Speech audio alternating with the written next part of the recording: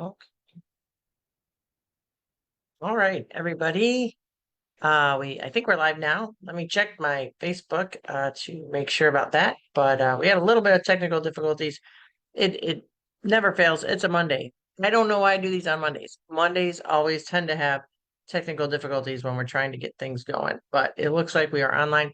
I was traveling and visiting friends. I'm actually coming to you live, and then I will hop on a plane, get back home, and then tonight I have a veteran chamber event in Chicago. It is a veteran chamber of commerce is having an event tonight at the Union League Club from 5 to 7:30. We're going to discuss things about veterans and share legislative updates and support how we support veteran entrepreneurs. So I'm doing that with my partner and my friend in the state senate, Mike Porfirio. He's a Navy veteran, so it's going to be a lot of fun talking about that. So that is my day today. I'm going to leave here and then head over back home. So visiting just some friends, getting out of town a little bit right before session starts. As you might know, as I said last week, session begins tomorrow. So Tuesday, the 28th is our first day of session. We don't have any committees scheduled yet. Committees could be scheduled, but for the first week, we're just kind of just got our committee assignments last week.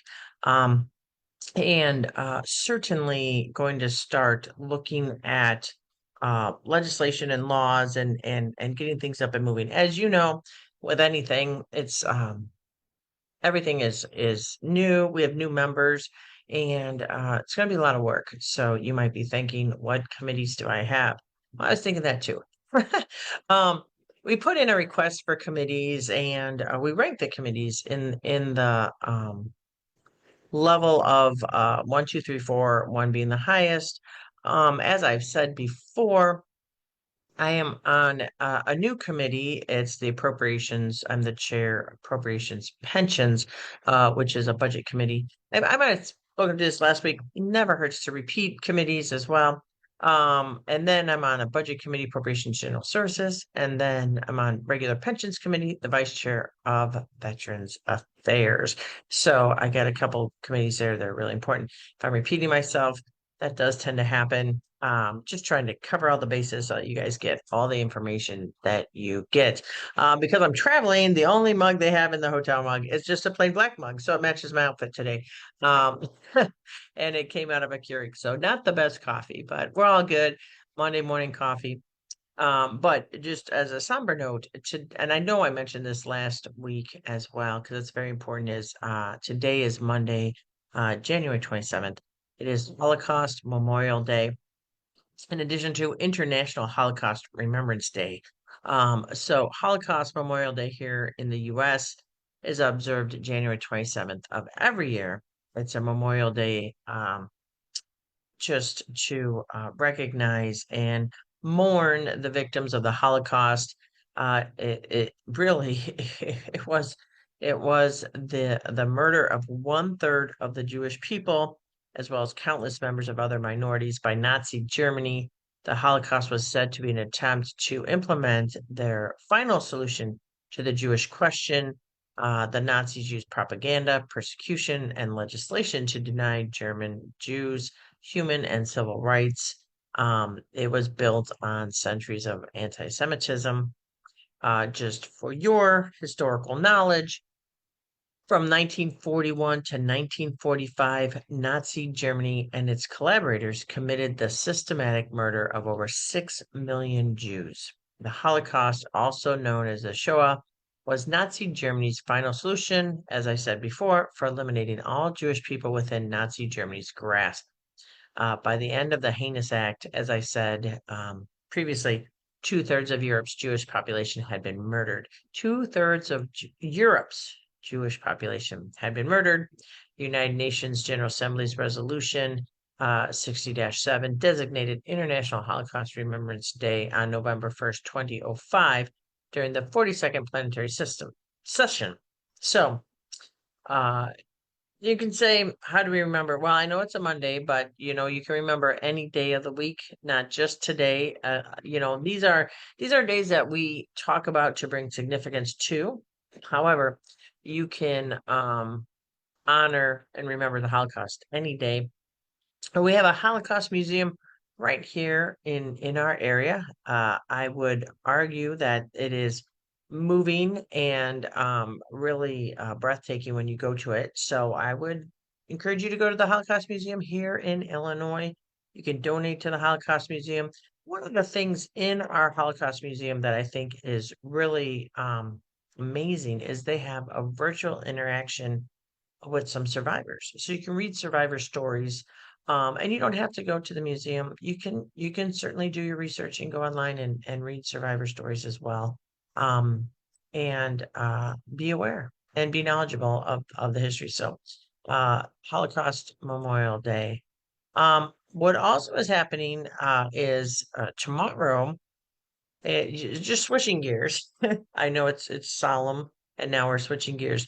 But tomorrow, Aurora is launching the Lunar New Year celebration.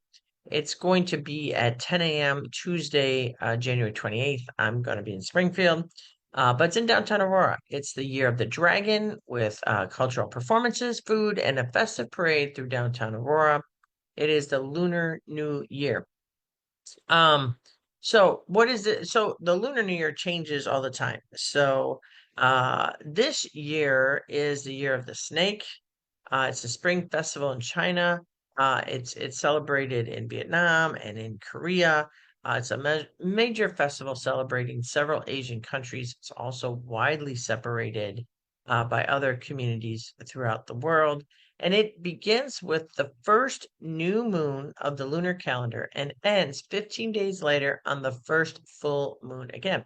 Because the lunar calendar is based on the cycles of the moon, the dates of the holiday vary slightly each year, falling between late January and mid-February. So, um, certainly, look it up.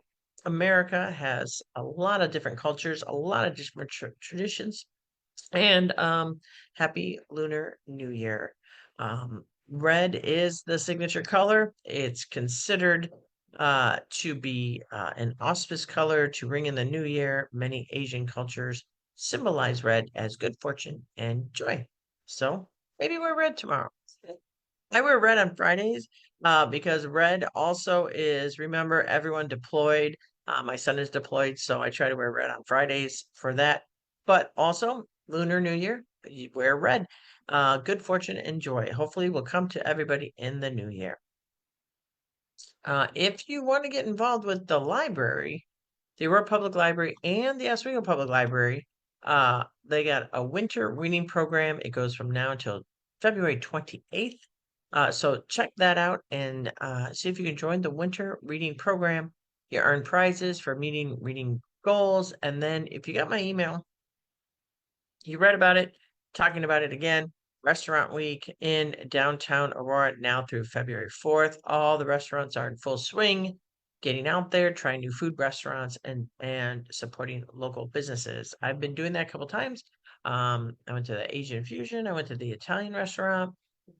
Really good food. There's a couple more. I've been to Urban Craft Brewery, and then you can visit French 75 for a nightcap. So they're very good. I just see Bonnie and Gay and Roger popping up on my Facebook feed. Good morning, all. Thank you so much for tuning in. Now, I'd be remiss if I didn't mention I did watch the game last night. It was an amazing game. It got tied up and up to the very end with a field goal that sealed the deal for the Kansas City Chiefs. Um, it was an amazing game. It was a great game. The Chiefs faced the Buffalo Bills, and the Washington Commanders played against the Philadelphia Eagles. So it certainly looks like it's going to be the Kansas City Chiefs against the Philadelphia Eagles for the Super Bowl on February 9th. So certainly looking forward to that game. Let's see if the Chiefs can pull it off again. Really enjoyable game, and um, as individuals I know say I think the whole world was watching yesterday, the game. So certainly congratulations to them. Other than that, you can have some volunteer opportunities. It's cold and folks are really struggling. So local food pantries are putting out the call for volunteers. We have the Aurora Area Interfaith Food Pantry. We also have the Marie Wilkinson Interfaith Food Pantry. We have the Oswego Senior and Community Center that delivers meals to our seniors. Sometimes our seniors are shut in. Also, Naperville has Loaves and Fishes. So you can certainly look to volunteering during these times. Winter distribution efforts, people are really struggling, and it really does help out a lot. So if you can look into that and find some time for that, um, that would be, just so I can't put into words how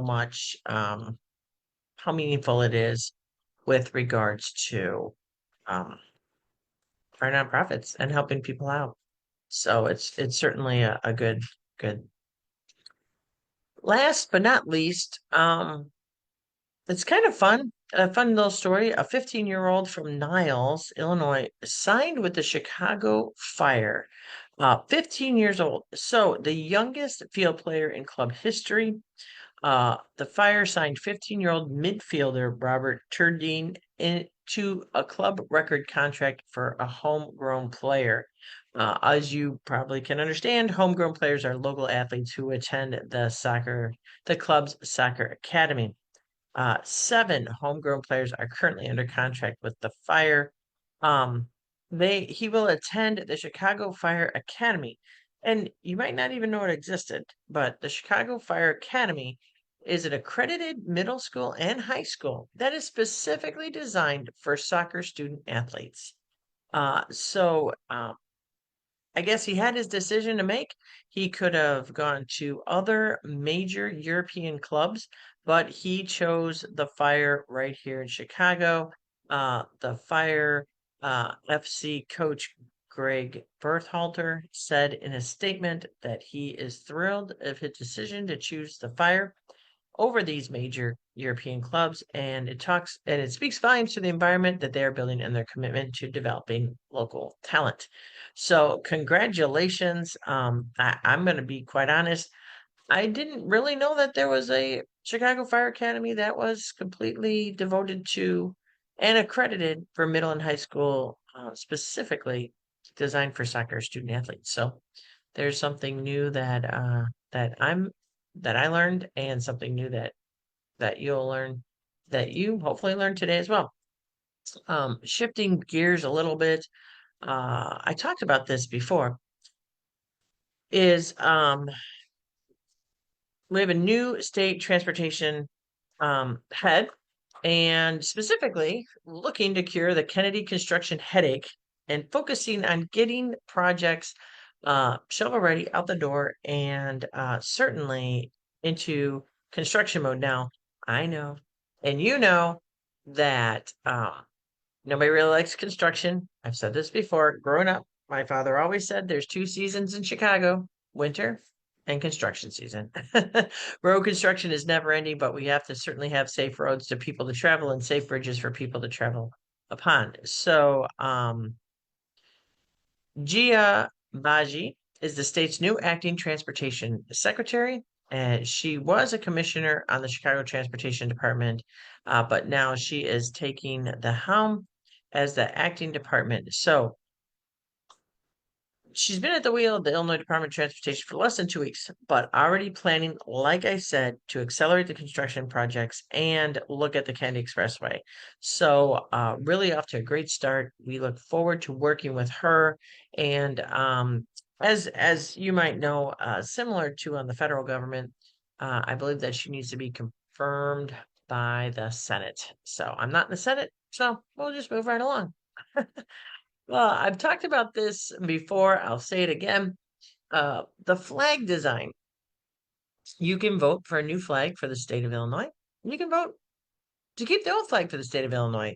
But some folks are really talking about it and giving some recommendations. And there was a great story in the Chicago Sun-Times about the flag. If you haven't read it, they start by quoting Coco Chanel, and everybody knows Coco Chanel.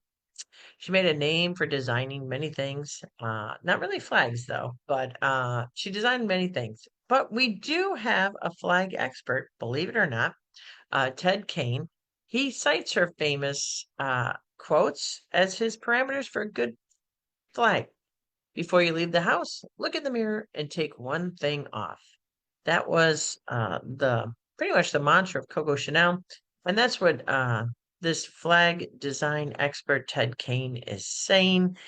He is the secretary of the North American Vexillological Association, which is the world's largest organization of flag enthusiasts and scholars. When I say there's an association for everything, there most likely is an association for everything. There's one for flag enthusiasts and scholars. And so Kane says when you are looking at voting for a flag, um, the simplest designs are the ones that function very well. As we know, Chicago is a very simple design and it seems to function very well. So when you are voting for the flag, and you can continue to vote for the state flag, keep that in mind. Certainly something to think about when you're looking at the flag. There's a lot. There's 10 designs on the flag, and lots of lots of options. I've voted a couple times. You can vote every day up until it closes. I've only voted like I think twice. I don't have time to vote every day. So, as I said, the 104th General Assembly begins.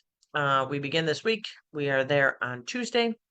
Uh, so far, and I might have been repeating myself, but nearly 1,500 bills have been filed in the House. More, I think a little bit more than that, actually. Now, I need to update my notes on that. But you can always check the progress on ilga.gov. And I'll tell you, you can go to up at the top, bills and resolutions. You can click on that and you can see all the bills that have been filed. So far, as of today, my numbers are a little bit old. So far, as of today, the Senate has filed 1,257 bills to be considered. Now, of course, not all those are considered. House bills that have been filed is 1,762 bills.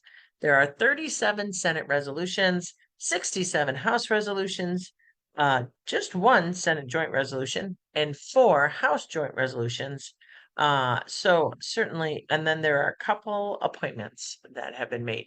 So the General Assembly is in full swing. Now you can go to ilga.gov and you can look at schedules, and that's normally where I go to either chamber. They both have schedules, and you can see when the House committee is scheduled for this week. You'll see on the House side we don't have any scheduled for this week. You can go again to ilga.gov and go to schedules and see Senate committee hearings scheduled for this week, and you'll see that the Senate has 2 committee hearings scheduled for the 29th. That would be 9 a.m. education and 2 p.m. judiciary. So just to keep you abreast of what's going on with regards to Springfield, ilga.gov is the place to be. We also have an information video on our website that you can go to if you want to learn all about ilga.gov. Please use .gov. Do not use .com. Completely different website. So LRB, our Legislative Research Bureau, had a deadline for new bill requests Friday, January 24th. I got in a whole lot of bill requests that were given to me. Certainly, I don't have a total number in front of me as it sits right now because we're going through the exercise. We filed a bunch of we're redrafting, excuse me, redrafting a bunch of bills with regards to bills that did not make it out of the Senate. It's, when you have 2 chambers and you have the Senate and you have the House, some things don't pass the House and some things don't pass the Senate. That's just the way it is. So I had a couple things that didn't repass the House. Now, what am I specifically working on? Specifically working on pensions, as still in the chair of pensions. We did have a COGFA report. Now, those of you know, I've talked about COGFA quite a bit because I am on the budget committee, the Commission on Government Forecasting and Accountability. So, COGFA released a pension impact note um, for House Bill 5909. So this is the bill that I referred to, which is the um, We Are One coalition bill. So what does that mean? There was a request made by a union group called the We Are One Coalition to present their pension information. And so I did. It was House Bill 5909. This was not the bill that the committee had been working on. This is the bill that the We Are One Coalition had been working on.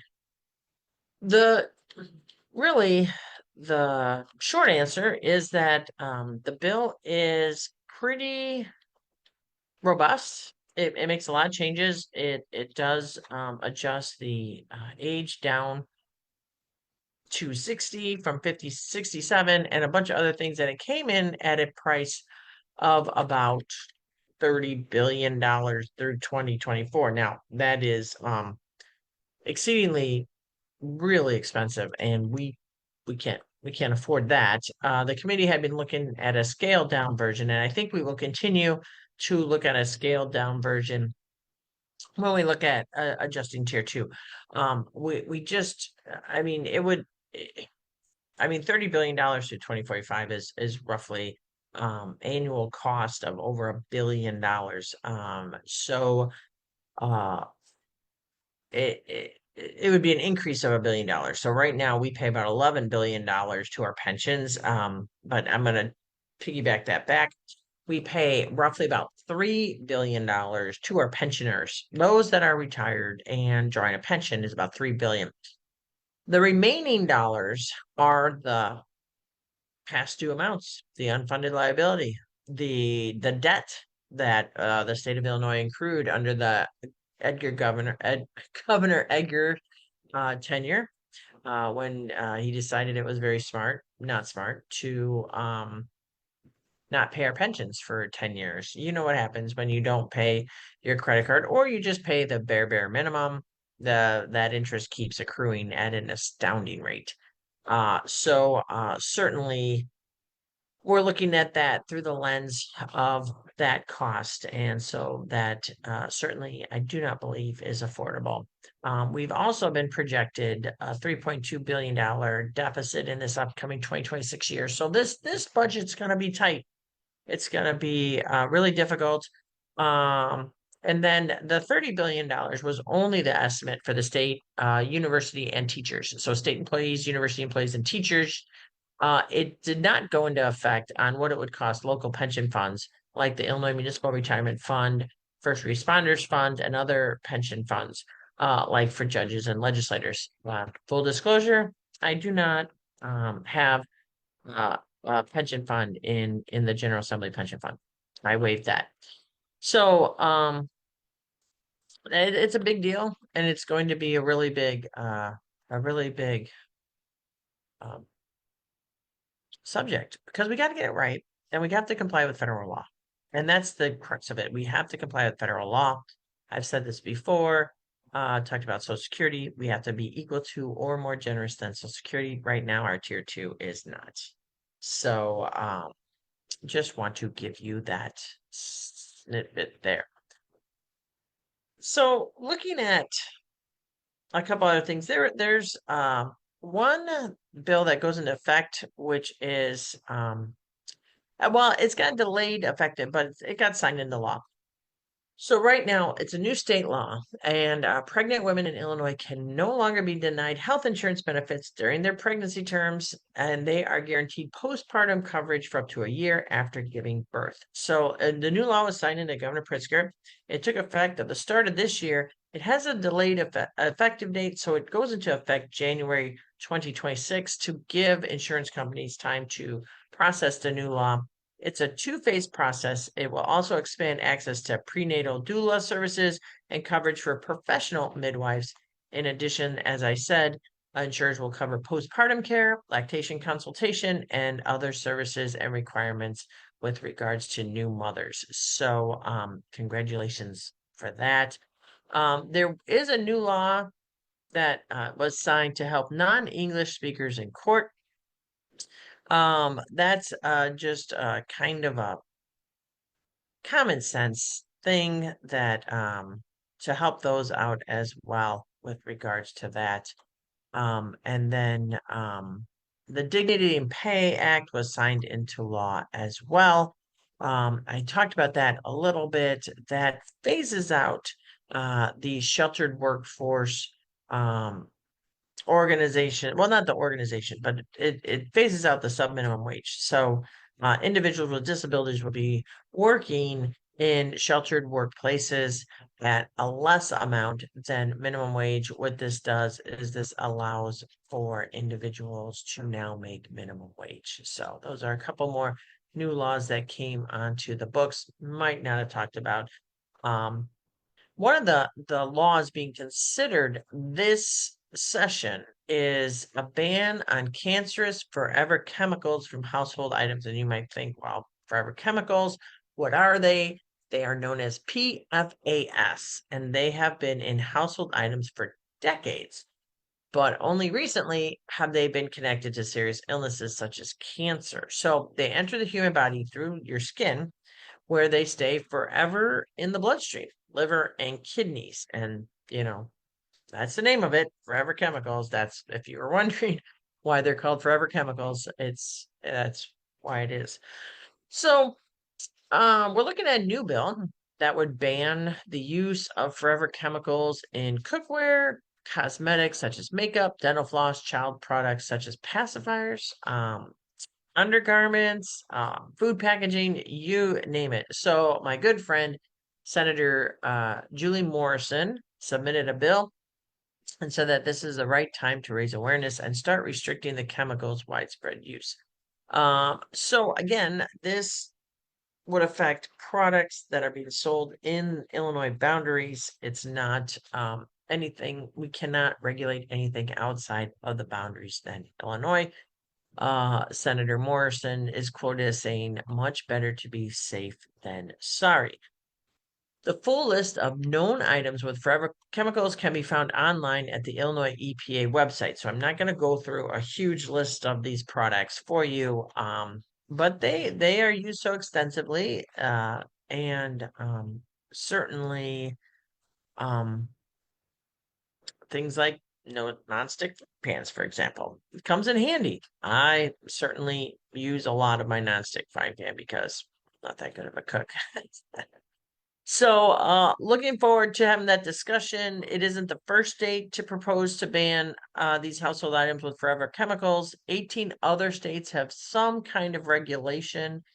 So again, we're not the first. We're looking at other states as well.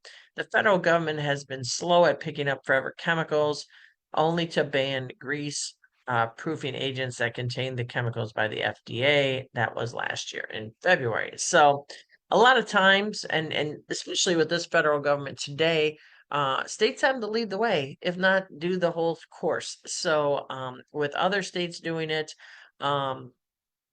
we certainly could look at that. Illinois is one of the states with regulations in place with the use of forever chemicals and firefighter foam banned in the state already.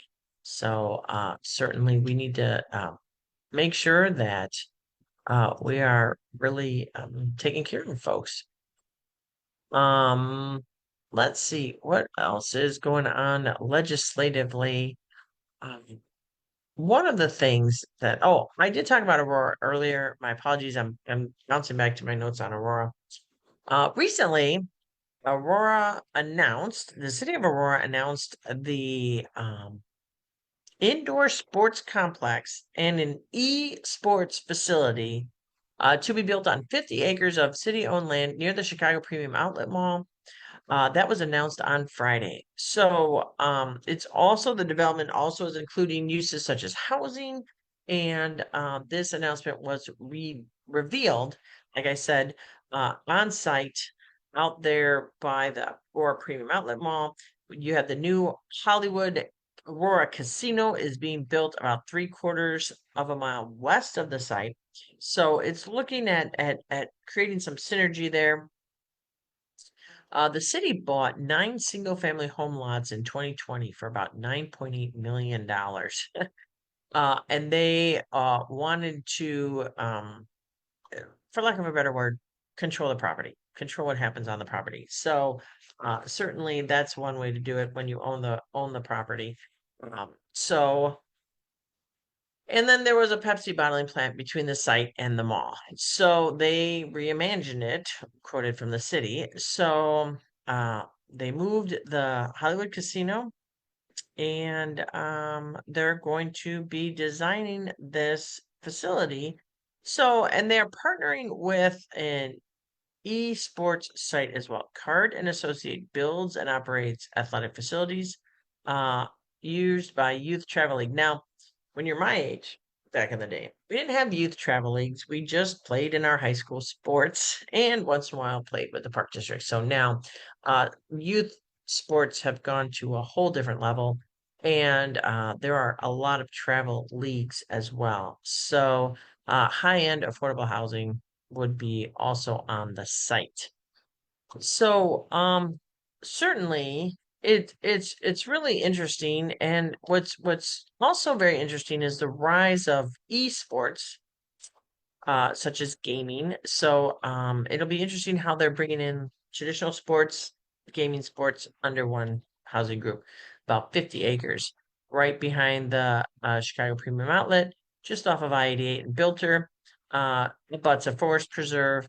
You go down Bilter, get off on Farnsworth, make a right on Bilter, and normally you'd make a right into the parking lot of the Premium Outlet Mall, just past that entrance to the Premium Outlet Mall. So, looking forward to seeing how that's going to materialize, and I think it's not a bad idea. It sounds like a pretty decent. One of the things that have been on switching a little bit to the federal government, I'm not going to take a lot of time with that, but birthright citizenship. If you're born here, you're a citizen automatically. Illinois and our Attorney General Kwame Raoul, who happens to have been born to the United States when his mother was still working on citizenship. So he's one of these individuals that could be affected if we change that. If the executive order to change that goes through, the judge has blocked it from going through as unconstitutional. It is protected in our Constitution. Again, judges have some discretion on interpreting the Constitution, and the judge did block that from being put into effect. Also, which was in the Medicaid reimbursement, we did get Medicaid reimbursement for which is called DACA recipients, Deferred Action for Childhood Arrivals. Now, these are individuals, and I've known individuals. They came here as children, small children, did not realize they were undocumented. Going through the process of our immigration system, we were allowed to provide health care for them, and the federal government was reimbursing us for that. Through the recent set of executive orders, more than a dozen attorney generals have filed a motion to intervene and to challenge a federal rule that would cut off this health care to provide to these DACA recipients. So certainly, we want healthy children, healthy individuals that were here through no fault of their own, and need to work on that as well. The governor announced Illinois doubled private sector investments. So we had a record-breaking data highlighting economic development in 2024.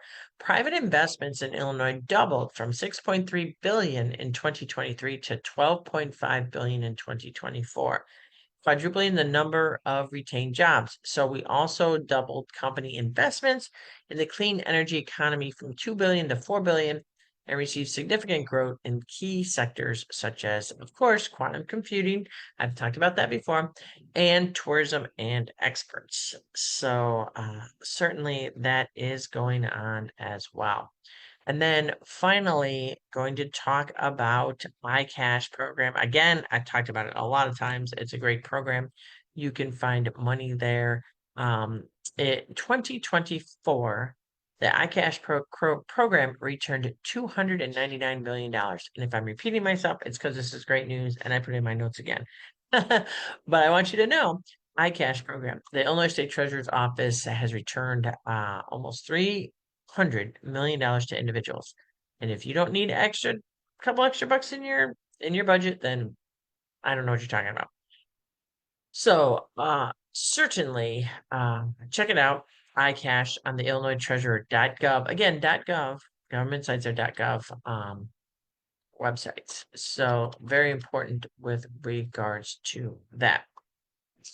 And then parlaying back to our Attorney General Raul, um, we have a law in the books that if you are convicted, found guilty um, of a crime that is connected to your state job, or like me, my elected position, the pension code requires the forfeiture of a participant's retirement annuity and other pension benefits upon the conviction of a service-related felony, and provides uh that, and this is quoting the law: felony conviction, none of the benefits herein provided for shall be paid to any person who is convicted of any felony relating to or rising out of or in connection with his service as an employee. Now, former Chief of Staff Tim Mapes was convicted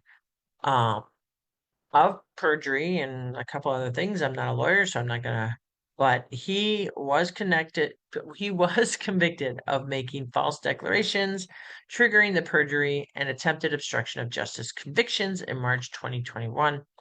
Uh, Attorney General Raul has come to the conclusion that Timothy Mapes, as I said, was convicted of felonies requiring the forfeiture of his pension benefits under the state employees retirement system pursuant to Section 14-149 of the Illinois Pension Code. He does have the right to a refund of all his contributions to the system. So he has the right to a refund of all his contributions. He will not get the matching funds that the state has put in with regards to that pension.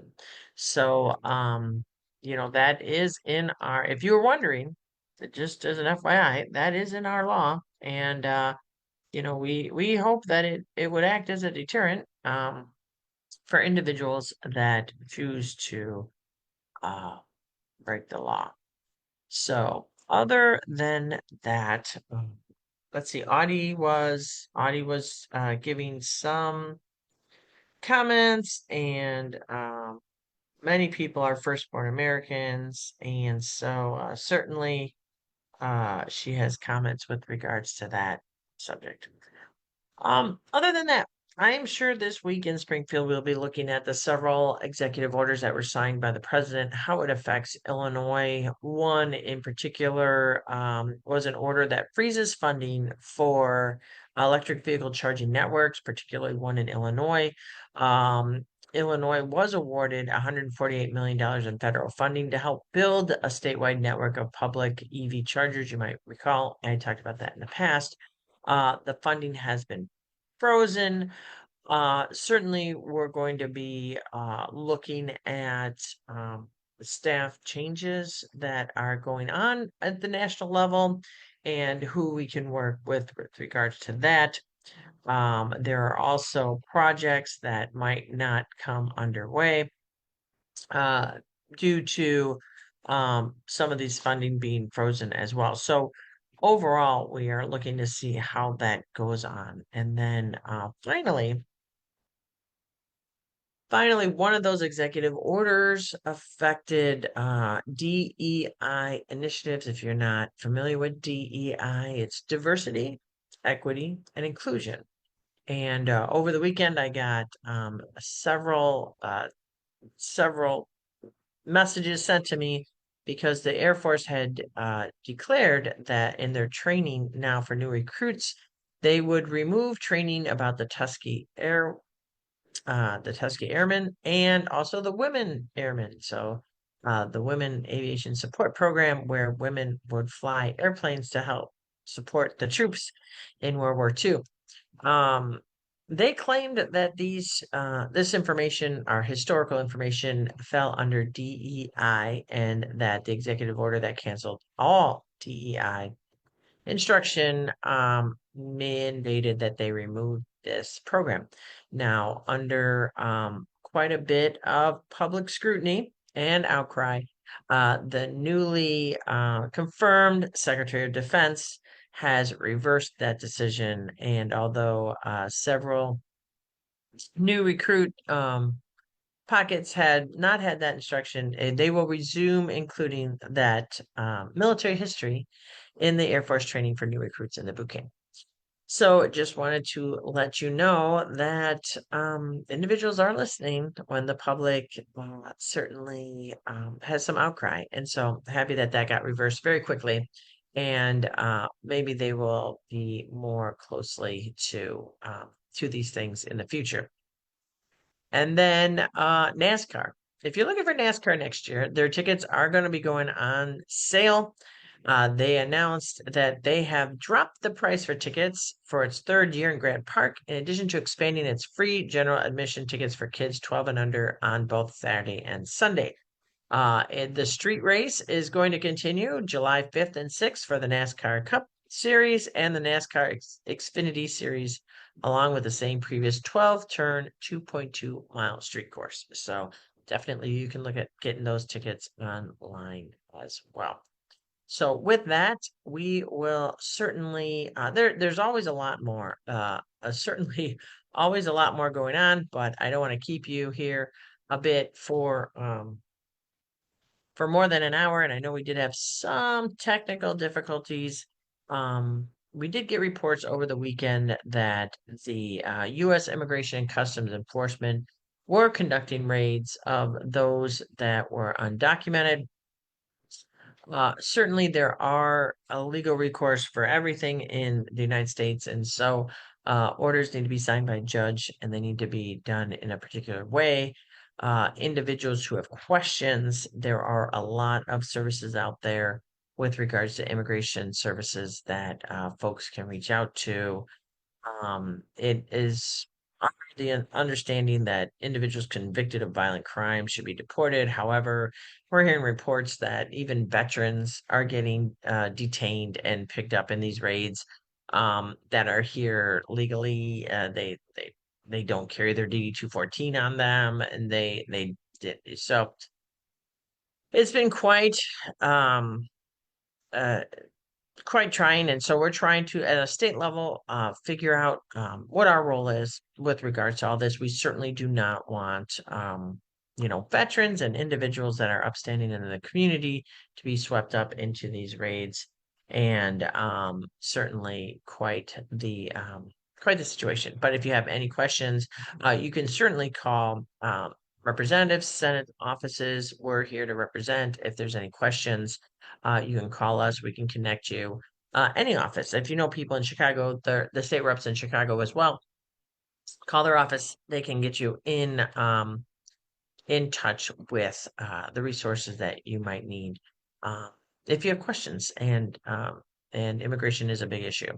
So, and then finally, artificial intelligence in the courts. So the Illinois Supreme Court, believe it or not, is the decision-making body for all the courts below it. So if you were wondering, how do the courts all function? They come from guidance from the Illinois Supreme Court all the way down to the circuit courts, traffic courts.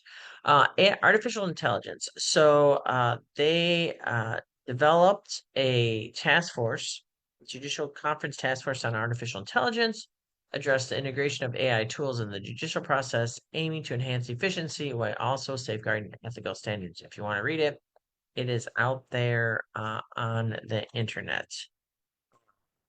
And that is about, we'll leave it at our artificial intelligence. Certainly, we hope that folks use their own God given intelligence, but artificial intelligence does help to a degree, but it should be used, as with everything, in moderation. So, with that, have a great Monday. Again, I am heading out of here. I will be back there in a couple hours, and then tomorrow morning off to Springfield to start the 104th General Assembly, get our work done. So, take care, everybody. Have a great day. Have a great Monday.